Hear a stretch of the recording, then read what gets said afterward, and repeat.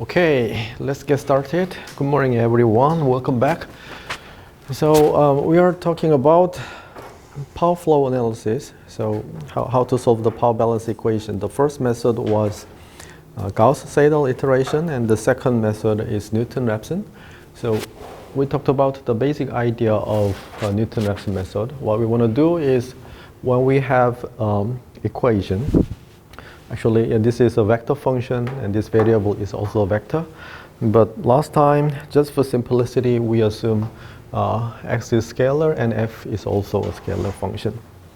So the key idea of solving this equation numerically is start from some initial value and guess the next value just using the derivative at some point. So that is called the linearization. So we are using sequential linearization, and so you remember that when we have a function, we can apply the Taylor series expansion for the so this is looks like v or nu, but I would call it nu. So at the iteration nu, this is the value, and this is the new update. So you can expand this function at this value using Taylor series expansion. So to do that, you need to take the derivative at this point, and this is the displacement delta. Okay, so first derivative and second derivative and so on. But our idea is to linearize this function by using just the first order term. Okay, so we all ignore this part. Okay. So then, yeah, that is simply approximated like that. And so this is a function, f of x. Actually, we are not sure how many roots do we have. So this, let's say this is the desired root. And when we start from here, or at iteration nu, you evaluate the derivative at this point. So draw a straight line and find this point, and that is called x nu plus 1. So when you equate this to 0, you can compute delta x that is given by that. So this is where you have the inverse of this derivative. Okay, so this is our update rule. So keep doing this. We'll give you hopefully converges to this solution like that, and draw the straight line and the straight line, etc. Okay, so let's generalize this idea for a vector function f. This is just for illustration for scalar function f. Okay, and in this case, no, here we have a few issues. The first one is when we have multiple roots, which one is the desired one? In this case, this is the desired one, but depending on the initial point, you may converge to this point. Okay, so in real power system example, we will see multiple solutions, and the desired solution and also undesired solution. That is called low voltage solution. I will get to that point in a moment. And sometimes the derivative can be very small or even 0. In that case, you cannot inverse of that. Okay? So that kind of computational issue.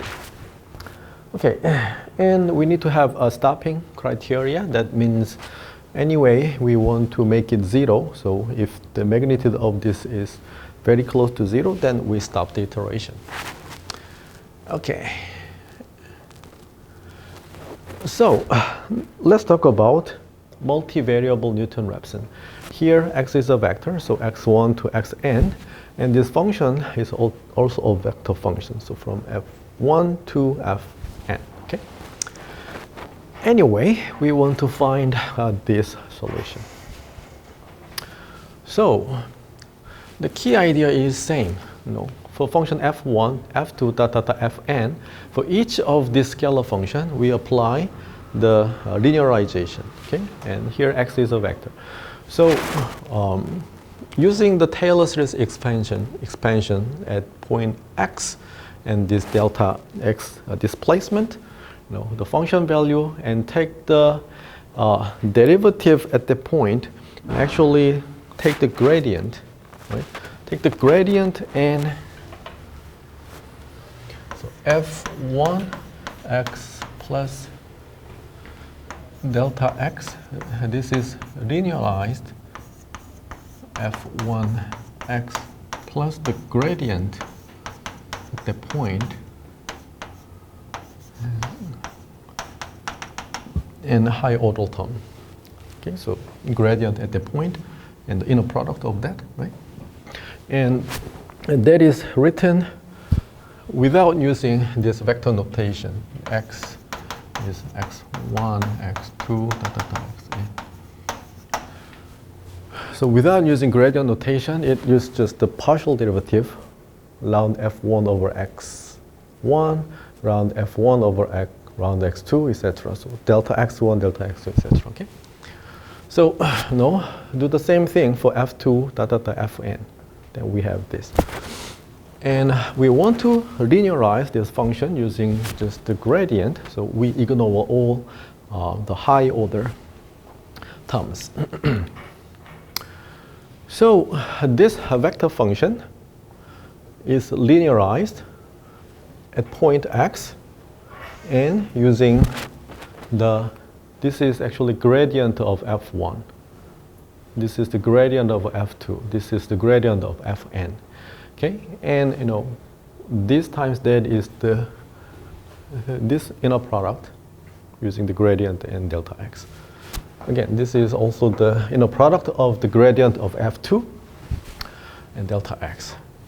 So gradient of f1, gradient of f2, gradient of fn. So this is a matrix, n by n matrix. And what is the name of this matrix? Yeah, that matrix is called Jacobian. Okay, so Jacobian is the gradient of the collection of gradient. Okay, so when you only have a scalar function, you can compute the gradient. But the Jacobian is for the case when the function is a vector function. Then Jacobian is nothing but the collection of the gradient of each component of the function. Okay. So, okay, we will ignore this part.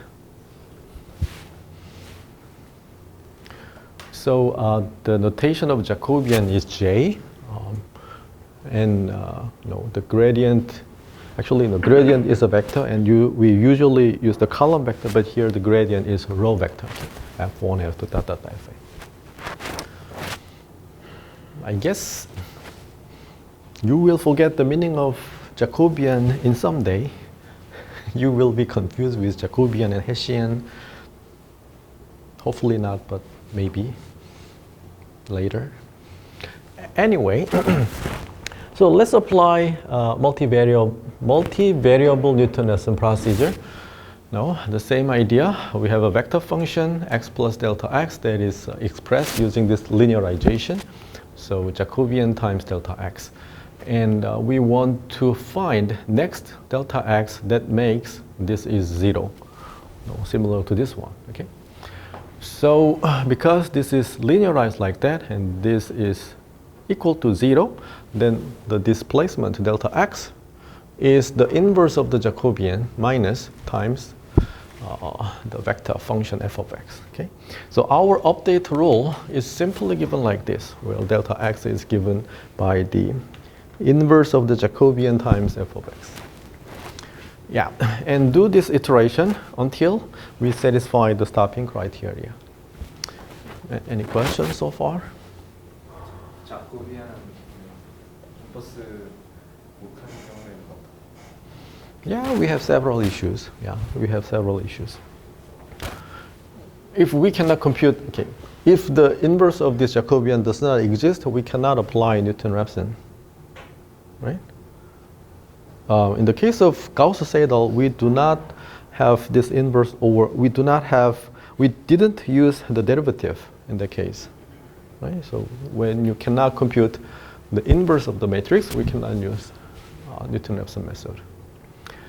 Some other practical issues is that if this Jacobian matrix is ill-conditioned, then the inverse of this matrix is very sensitive. about the very sensitive to the computation error. In that case, this can be unstable as well. Any other questions?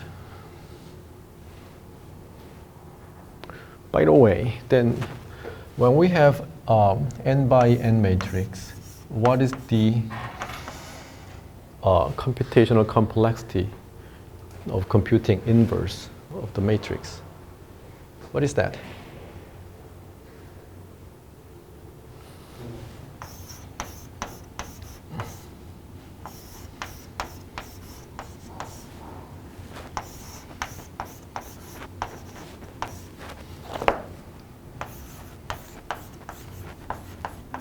One, two, three, four. Which one?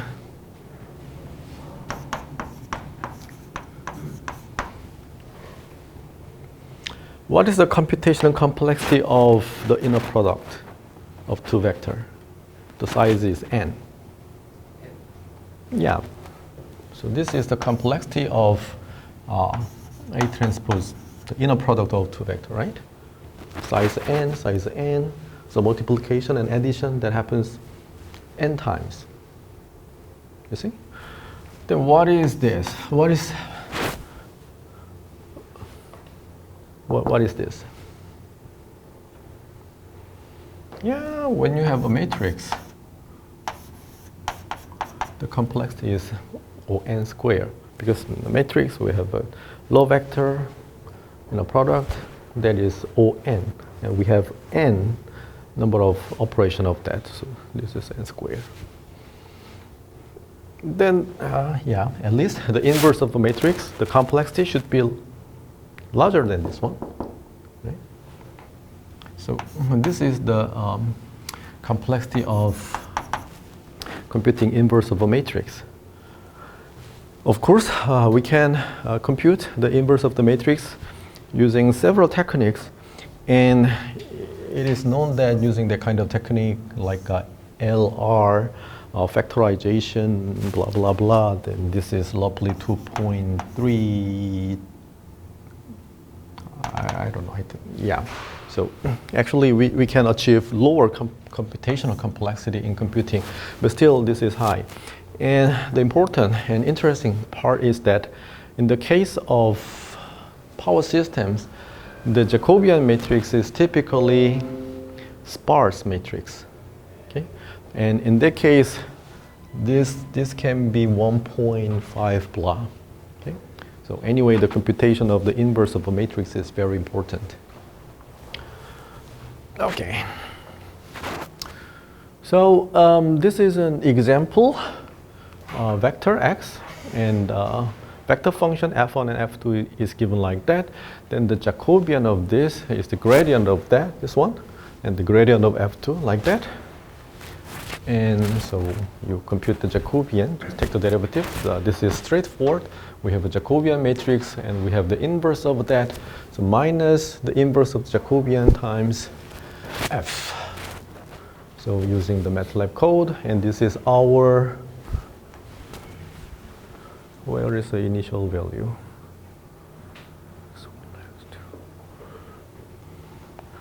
Yeah, these are initial values. And yeah, function f1 and f2, and do the iteration. And then, oh, sorry. So the initial case is just 1, 1. And do the iteration. 1, 2, ta, ta, ta. And after, at each iteration, we check the stopping criteria to see if it is below our specified tolerance.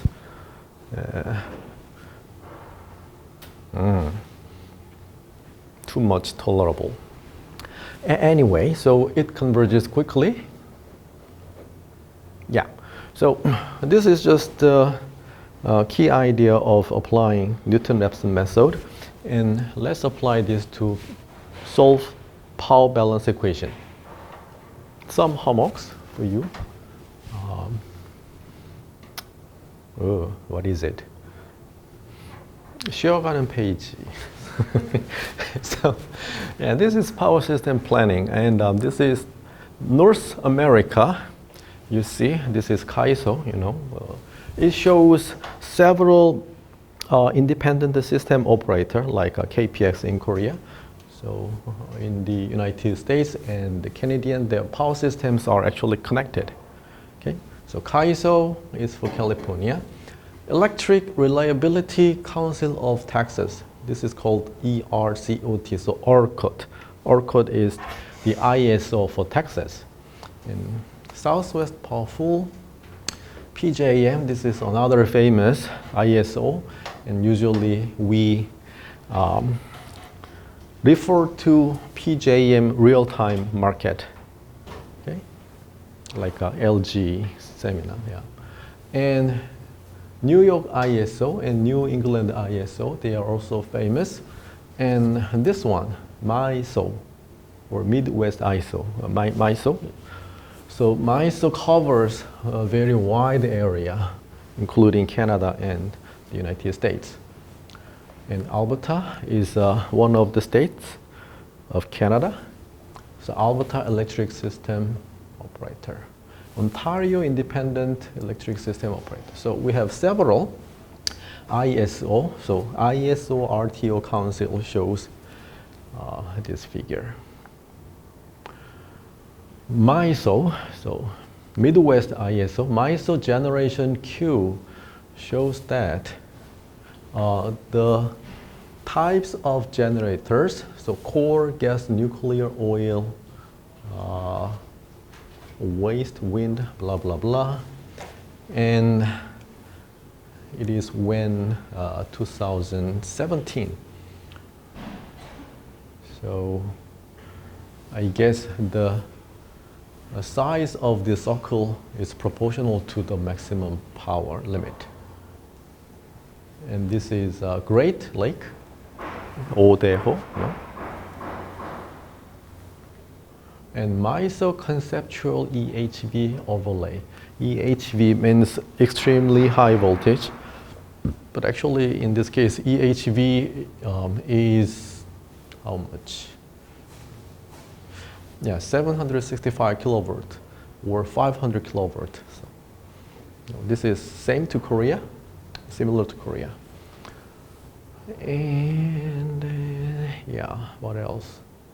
Black lines are DC. Blue lines are AC, red are another AC. But can you see that?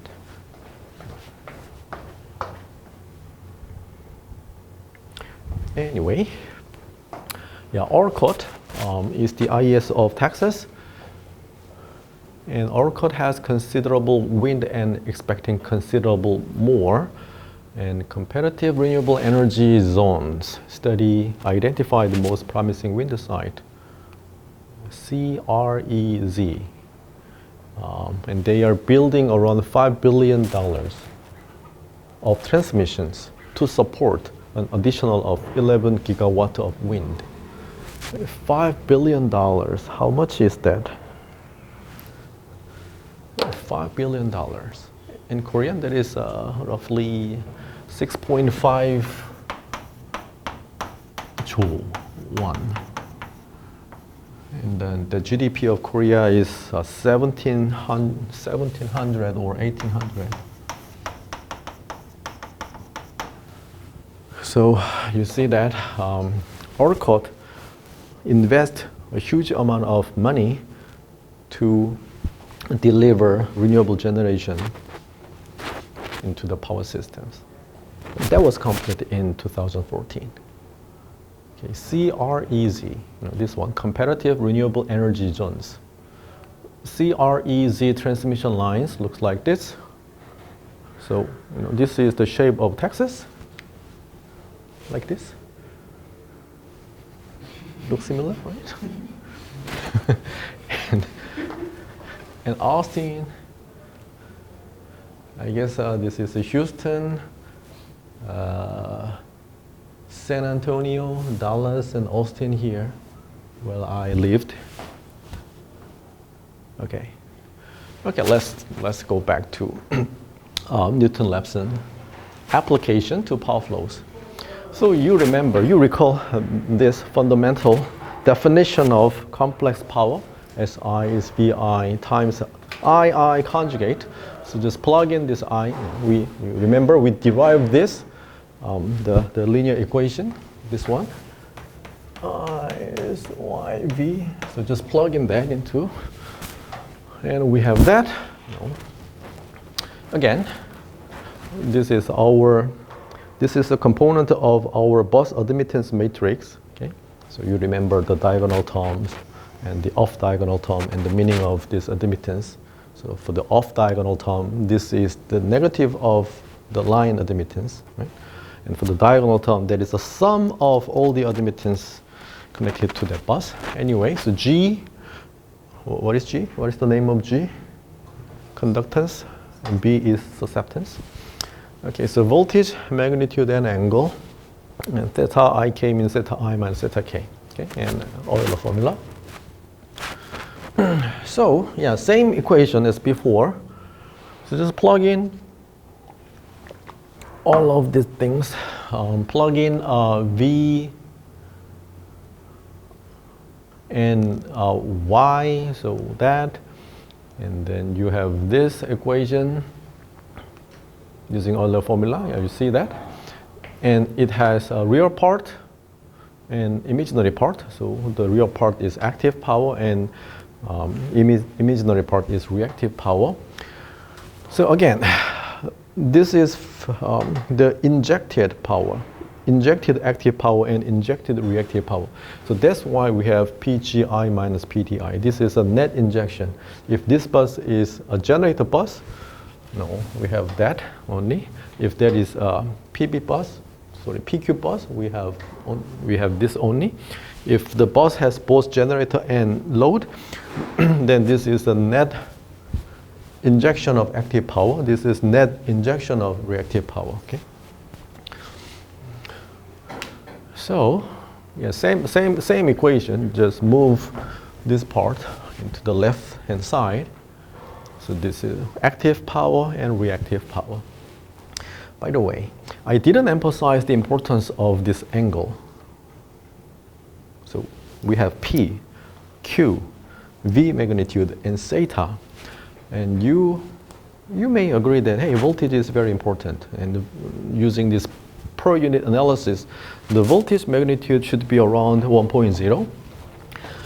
But in this power flow analysis, especially for AC power flow analysis, the phase angle difference is very important. Okay?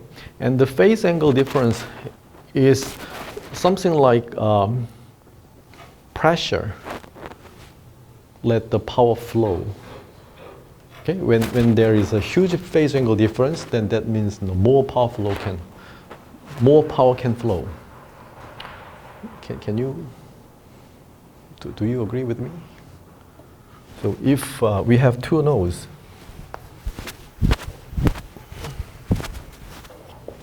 we have one node, we have the other node. Let's say the voltage magnitude here is 1 and also 1 and 0 degree, but this is like 90 degree, then huge phase angle difference. And then the difference of the phase angle between these two nodes is like a pressure. Let the power flow. Okay? Why is that? Why is the phase angle difference so important? Magnitudes are same. Why? 민재, 김민재, no, 손민재. Same magnitude. Why? The reason is because this is an AC system, right? And at some point, what is the meaning of 90 degree difference? So this is the voltage at V1, and suppose that this is the voltage at V2, and then at any instance, the difference between these two voltage is the voltage difference, right?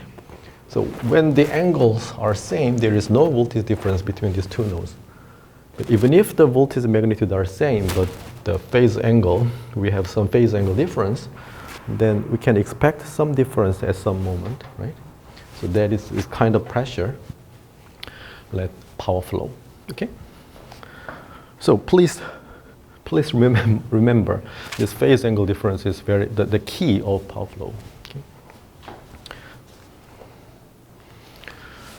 Okay, and for convenience, we write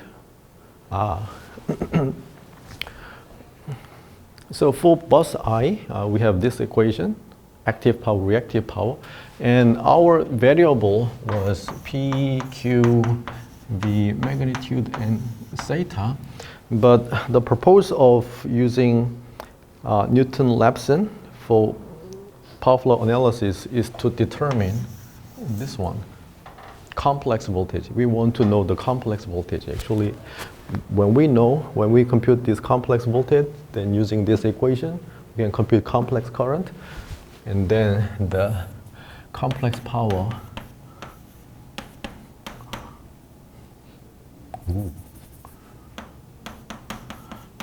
Complex power is computed accordingly. So here, the variable x is actually this one, a collection of all the voltage magnitude and phase angle of all the buses. Okay, x is a vector. So the active power of bus I is related with all the voltage magnitude and phase angle of all other buses, right? From k is equal to 1 to n. Same for reactive power. Okay. So we have this power balance equation. Okay, and then now we want to compute this one. So, but there are a few issues. The first one is, you know the concept of slack bus. The slack bus is the reference bus for the voltage. For the slack bus, at the slack bus, the voltage magnitude is 1 and phase angle is 0 degree. Okay, so slack bus and PV bus and PQ bus. Okay, so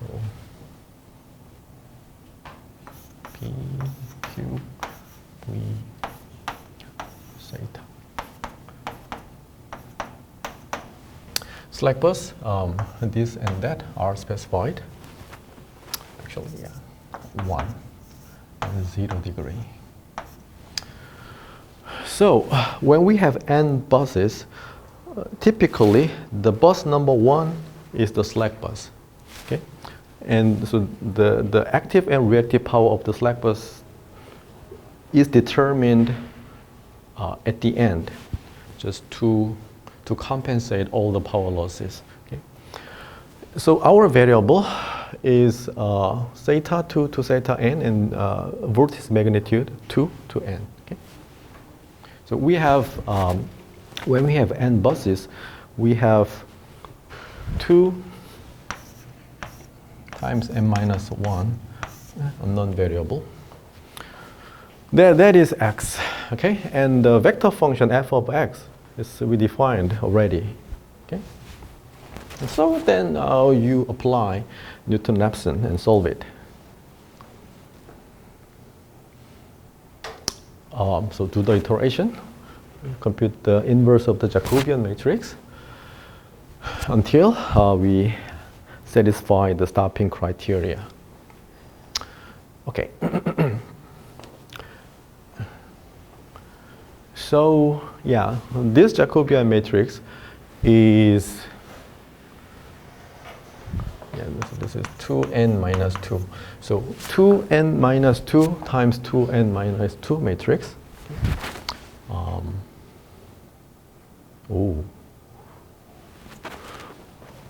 Yeah. So yeah, the size of this is equal to the number of variables, that is this one. But then why we only have 2n minus 2 vector functions? Each vector function, each component of the vector function is the power flow equation. So why we do not have for slack bus? Why is that? We do not need to have that. Anyway, the slack bus will have some value that satisfies the equation. Okay? Slack bus can support any kind of active and reactive power. That means, the power balance equation at slack bus is always met automatically. Do you see what I'm saying? Okay, so that's the role of slack bus. Okay, so the power balance equation at slack bus is not here, right? So just we have 2n minus 2 equations. Okay, so and 2n by 2, 2n minus 2 by 2n minus 2 Jacobian matrix. Okay, so then the next step is compute this partial derivative of each scalar function.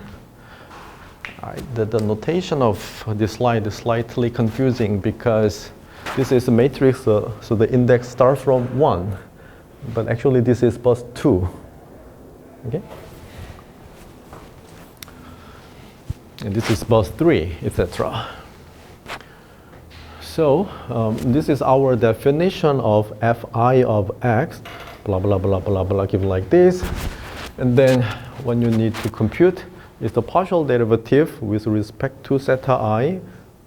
So this is I with respect to theta I and theta j when j and I are different. And also you need to take the partial derivative with respect to vi magnitude and vj magnitude when I and j are same and when they are different, okay? So there are 4 different types of partial derivative. And this is slightly tedious, but you can compute this like that. You can compute this like that. And one thing you need to be careful is that when you compute this, for equation I, take the partial derivative with respect to theta I, then anyway, at some point this k can be I, because k is from 1 to n. But when k equals I,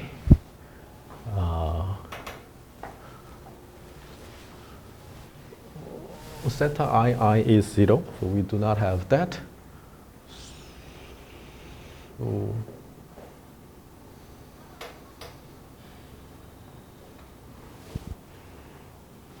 yeah, theta I is 0, so we do not have that, and theta I, so this part is 1. So anyway, this is constant, so when you take the partial derivative, they are gone. So that's why k is not equal to I is here. And and also when this is when this I, but for j, when j is not equal to I,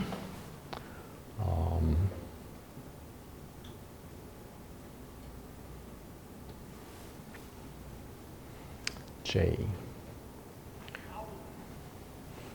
So here we have summation, but here we do not. And the reason is because when k is j,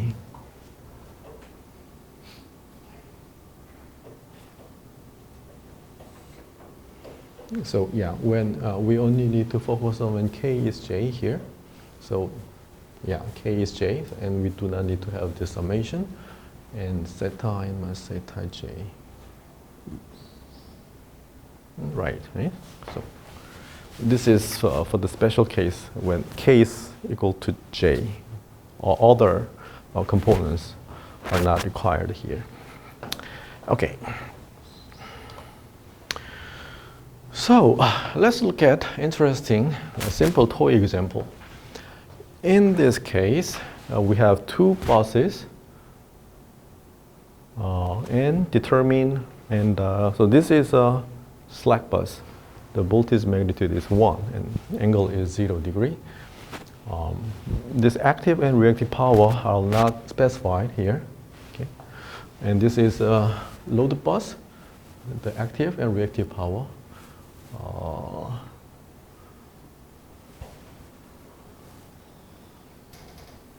And the S base is 100 megabar, so you need to divide this by 100. Okay. So what we want to know is the complex voltage at bus 2. Okay. So our unknown variable is zeta 2 and V magnitude 2, Vt magnitude. And the line impedance is 0.1J. So then the bus admittance matrix is what? So 1 over 0.1J is minus 10J. So minus, this is 10J, this is 10J, right? And admittance connected to this bus 1 is minus 10J. So this is minus 10J, minus 10J. Yeah, there is that. So this is G11 plus JB11, etc. And here we do not have real part. So there is no conductance and we only have susceptance. So in this example, G, I, J are all 0. Okay. So, yeah, general power balance equations is given like that. And then this is for 2 buses. And then for 2 buses, power balance equations are the load, real power, this divided by 100, that is 2. Reactive power, 100 over 100, so that is 1. So, yeah, 2.0 pu and 1.0 pu, active and reactive power. Just plug in those numbers here. So, G, I, K, yeah, they are 0. And B, I, K, you can use the value here. And K is from 1 to 2. Yeah, K is from 1 to 2. And here, what is I? So we are focusing on bus 2. So when you plug in, here I is 2. Okay? And the summation K equals 1 to 2. And then you get this result. Okay, that is result to that. Okay. Yeah. So, yeah, 2 equations given like that, and then you compute the Jacobian, and that is given like this. So, initially, we start from, so this is the normal initial point. Magnitude is 1 and 0 degree. And then, yeah, compute that, compute the Jacobian, and take the inverse of that and do the iteration. This is your homework, actually. Simple homework by next Tuesday. So first iteration and second iteration, you compute vector function and Jacobian and take the inverse of the Jacobian and get to the next point and evaluate the function at the point again and again, and very quickly it converges to this value. Okay, magnitude is close to 1, and we have some angle difference. Any questions so far? Very clear. Right? Yeah. So 2 bus solved values. Because we know the complex voltage at bus 2, we can determine everything. So here,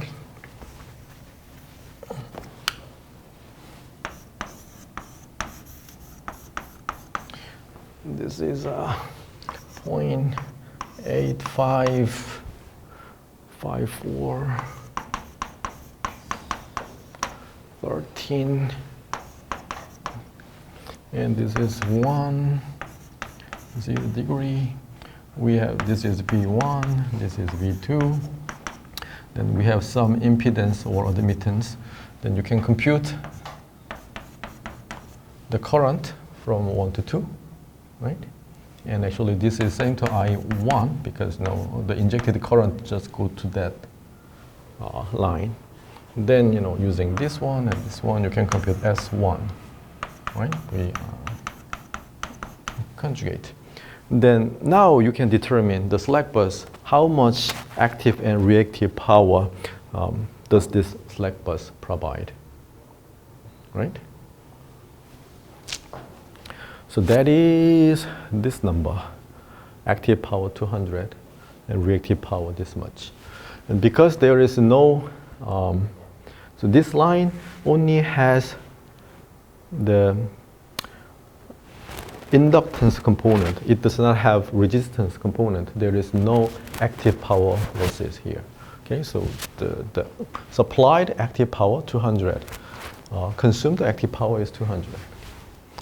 But the supplied reactive power is much higher than the consumed reactive power here. And 68.3 reactive power is consumed on this line. You can check it on your own using the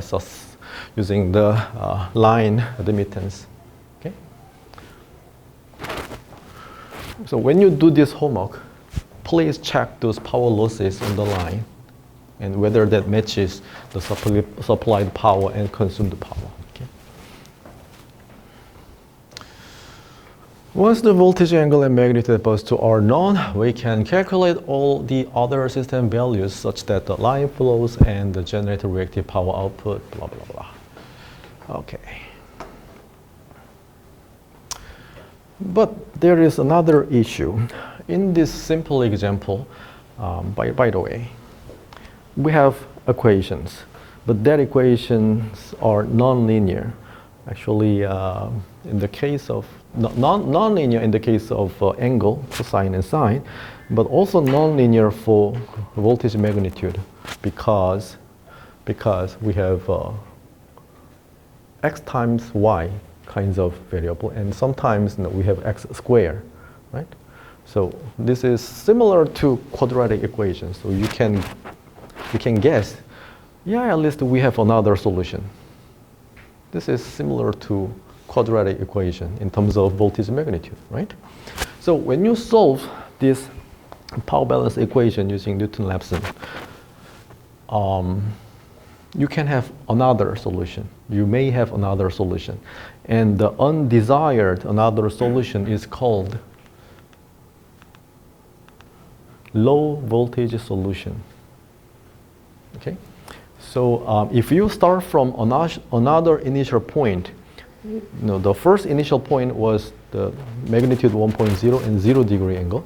But if you start from a very small voltage magnitude, it would converge to some other value. And that value is, where is it? Yeah, this one. Okay. So check it on your own as well. So when you do the iteration, start from another initial point where the voltage magnitude is a lot less than 1.0. Okay. Yeah, actually, yeah. We have the answer here. You start from 0 degree, but the magnitude is 0.25. Okay. Then it converges to another point, and this is the solution.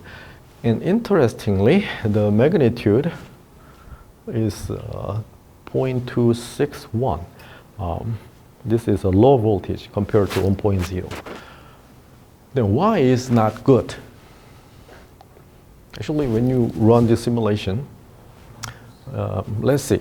This is the amount of reactive power supplied at bus 1. Huge reactive power is required. So what? Why that is not good? Generally speaking. So yeah, provide a lot of reactive power means that at this generator bus, the angle between current and voltage is very different, and then this is not quite good. And in here we do not have resistance on this line, but if there is a resistance, then this kind of huge reactive power also implies a huge current, higher current than the previous case.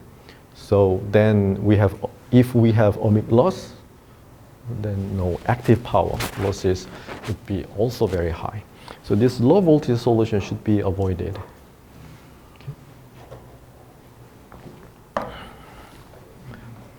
Any questions? No questions. And for this, okay, so yeah, when you do your iteration, start from a random initial point. So this is the angle. So at the starting point, this is the angle and this is the voltage magnitude. Here, this graph shows the region of convergence, ROC, for different initial gases of both two angle and magnitude. And the red region converges to the high voltage solution, the desired one, and the yellow converges to the low voltage solution. So in previous example, the degree was 0, but the magnitude was 0.25. So that is here. So it converges to low voltage solution. So yeah, check it on your own as well.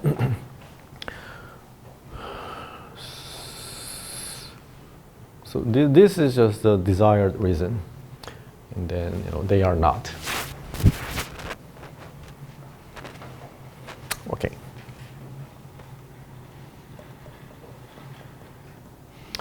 So far, we discussed how to solve power balance equations using Newton-Raphson, but you may think, hey, something is missing. If you are, no, something is missing. What is missing? Let's go back. When we make the equations, these equations, we assumed, where is it? When we make this vector function, we assume to know active and reactive power of the buses. So this means that all the buses are PQ buses, right? But in power system, we have, of course, have some PV bus, generator bus, right? So we need to have a method that covers generator bus. How can we do that? And last time we discussed in the case of applying Gauss-Seidel iteration, when we have PV bus, we did something and that complicated the procedure. You may remember that. But fortunately, in the case of Newton-Raphson, including this PV bus is not burdensome. It does not make our problem more difficult. Actually, it makes our problem simpler. Okay, so let's see why. So the reason is because, where is it? Yeah, PV bus. Since the voltage magnitude at PV bus is fixed, PV bus, yeah, the voltage magnitude is fixed, like a 1.0 or 1.05, etc. There is no need to explicitly include this voltage in our variable x. Our variable x has the collection of zeta and voltage magnitude. Okay, but in the case of PV bus, already this voltage magnitude is specified, so that is not necessarily, that need not be included in this variable. Okay, so that reduces the dimension of our variable. Nor write the reactive power balance equations. Why is that? Why do we not need to have reactive power balance equation at PV bus?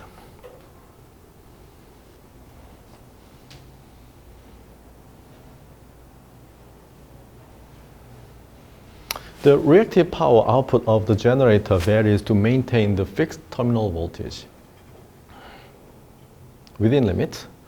So we can just set the reactive power product to whatever is needed.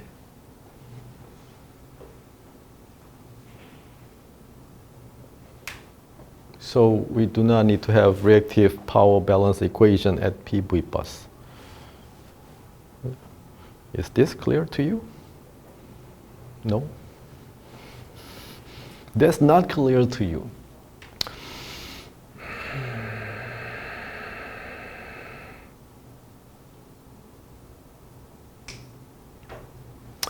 Okay.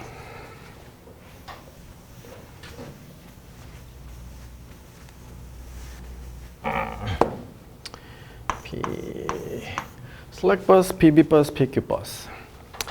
So this is known here. And this is known and this is known here. And this is known and this is known here. Actually, this is unknown and we need to determine it. We need to determine this theta as well. But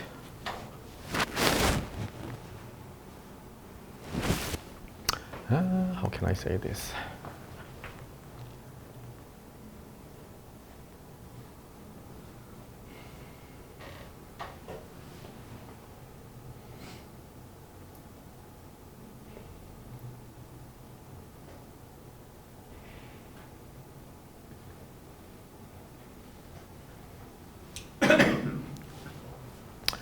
Yeah, I need to say, assuming actually the computed reactive power is within the limit of the generator, the assumption of maintaining the voltage magnitude at this generator anyway. So okay, it's not easy to explain it, but this voltage magnitude and reactive power are related. Okay, they are correlated. So assuming this voltage magnitude is fixed means that there is some required reactive power.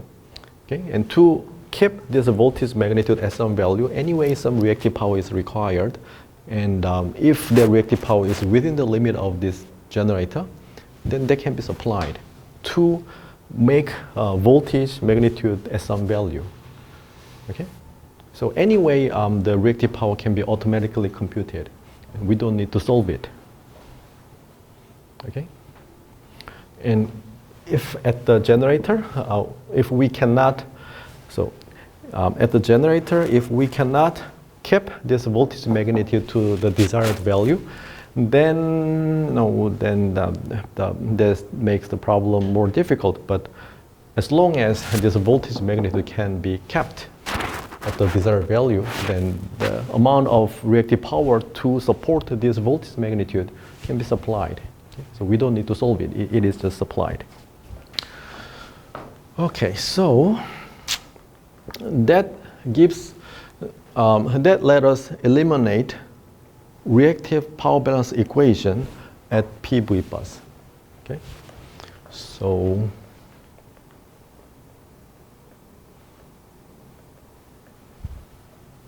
where are we?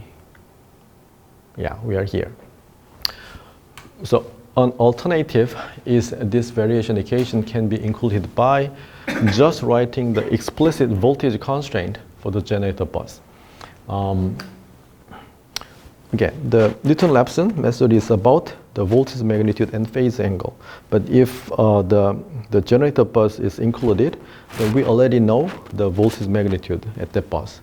And then that voltage magnitude, for example, this one, is not need to be included in the equation as well. Because this is given already. So we do not need to solve it. Okay? Or this is just added as a constraint. This is a very simple equation. We already know the answer, right? So when you look at this three bus example, it becomes clear, hopefully. So bus 1, 2, 3, this is slack bus. This is a PQ bus, and this is PV bus. Okay? And so the variable, so we remove the variable of voltage magnitude here, PV bus, because that is already given. Like here, this is 1.0, already given. Okay, so we do not need to include that here. We already know that. And similarly, the active and reactive power equation at bus 2, but for this bus 3, the reactive power equation is removed. Okay, so in this case, the variable, the dimension is 3, and the number of equations is also 3. So we have a variable, we have a vector function, then apply Newton-Raphson to the iteration, and we'll get some solution. And actually, yeah, this is the result. So let's see. Active and reactive power. Yeah, this is given for PV bus. This is a small generator, so it can support only 30 megawatt. And there is no resistance here, so there is no no power losses. So 170 plus 30 equals 200. And yeah, this is a computed reactive power. Okay. Magnitude 0.941. This is a phase angle, minus 7.469 degree. Okay. So with Newton-Raphson, PV buses means that there are less unknown variables we need to calculate explicitly, and less equations, as I already told. So including PV buses makes problems simpler. Okay, reduce the number of equations and reduce the size of the optimization. Sorry, the variable. So yeah, reactive power balance is satisfied implicitly by choosing reactive power production to be whatever is needed to keep the voltage at the generator at some desired value. Yeah, that is similar to the concept of slack bus. Okay. So contrast to Gauss iteration, where PV buses complicated the algorithm, including PV buses using Newton-Raphson is okay. Questions?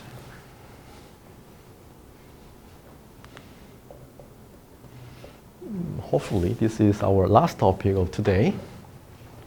You may remember that when we talk about PQ bus, loaded bus, I assume that the active and reactive power are given or constant. The constant means that it does not change with respect to voltage.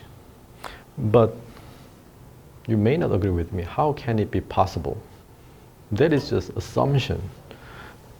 In the case of this kind of pure resistive load, like a light bulb, the power consumption of this load depends on the voltage, obviously, right? The voltage changes, current changes, and the power consumed at this purely resistive load is simply given like this, right? Similarly, if the load is purely passive, like RLC, composed with some RLC components, so yeah, we have some Z, then what is the consumed power here if voltage is V, when the impedance is Z?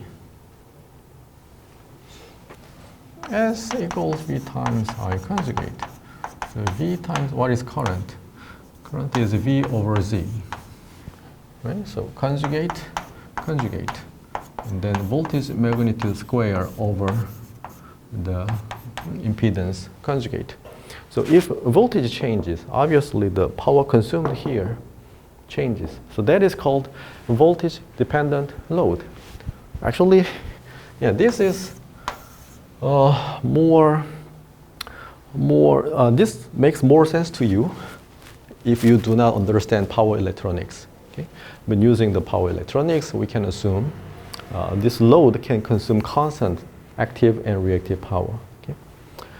But actually, for the load modeling, sometimes we assume constant power. Sometimes we assume constant impedance, and sometimes we assume, sometimes we assume constant current. The load is just constant current source. Okay, so composite of these three: constant current, constant impedance, or constant impedance, constant impedance, constant current, and constant power. That is, the collection of this is called ZIP, zip model for load. Okay.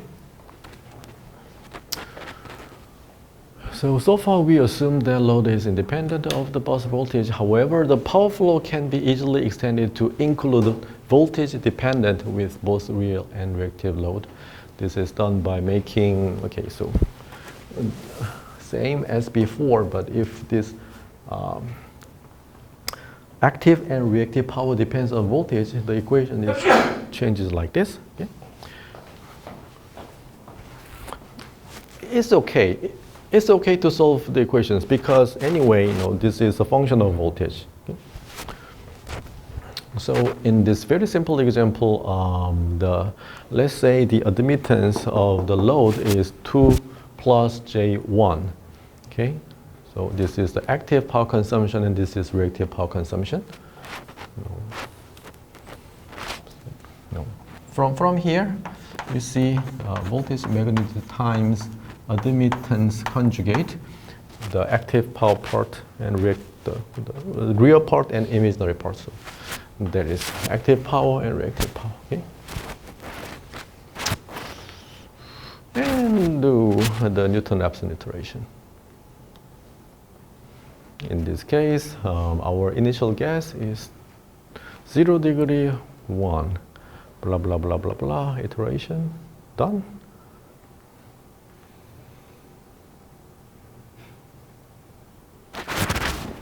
Voltage dependent load continued with constant impedance load at bus 2. With constant impedance load, the active reactive load at bus 2 varies with the squared of voltage, squared of the bus 2 voltage magnitude. And no, because of this, if the voltage magnitude is less than 1.0, then the consumed power becomes lower than our first guess of the load. So yeah, and then this is just the result. So in practice, load is the sum of the constant power, constant impedance, and in some cases constant current, and that is called a zip model. Okay. Solving large power systems. This is the problem we want to solve, and other people want to solve as well. So most difficult computation task is the inverting the Jacobian matrix. And as I discussed already, the computation complexity of computing matrix inverse is big O of N3. But we can exploit the sparsity of the matrix. In the case, the complexity can be reduced to n to the 1.5. Okay, and there have been huge research in this area before. So yeah, in power flow analysis and in some other cases as well, when we have a matrix and if the matrix is sparse, then we need to exploit that matrix structure to efficiently solve the problem. Newton-Raphson power flow advantage is that it's faster than Gauss-Seidel as long as initial guess is close to the desired solution, and it has large region of convergence. But disadvantages include each iteration takes much longer than Gauss-Seidel iteration because you need to compute the inverse of the Jacobian matrix, and more complicated to code, particularly when implementing sparse matrix algorithm. Anyway, Newton-Raphson is very common in power flow analysis. And hopefully, some of you may be able to solve Newton-Raphson. You may be able to solve power flow equation using deep learning. Okay. Or in other way, maybe we can find a way that does not require us to solve power flow equation when we solve OPF. So Minsu is doing that currently. Anyway, another homework problem for chapter 12. So I already posted the homework problems. Almost chapter 6, another chapter 6, chapter 12, chapter 12, okay? Okay, so I think we need to stop here. And any questions?